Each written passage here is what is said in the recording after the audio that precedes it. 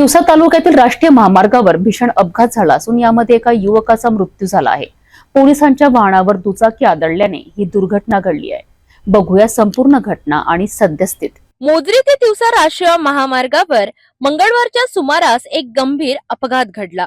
जितू अळसपुरे आणि नामदेव ठाकरे दोघे राहणार तिवसा हे दुचाकीवरून मोजरीहून तिवसाकडे जात होते।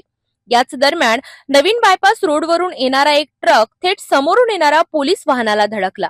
या अचानक झालेल्या धडकेत मागून येणारी दुचाकी पोलीस वाहनावर आदळली आणि अपघात गंभीर बनला। या अपघातात जितू अळसपुरे गंभीर जखमी झाले होते। तातडीने त्यांना रुग्णालयात दाखल करण्यात आले, मात्र उपचारादरम्यान त्यांचा मृत्यू झाला।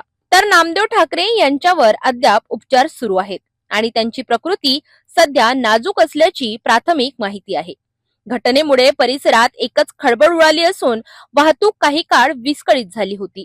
स्थानिक पोलीस घटनास्थळी दाखल होऊन वाहन हटवून त्यांनी रस्ता मोकळा केला आणि पुढील तपास सुरू केला आहे।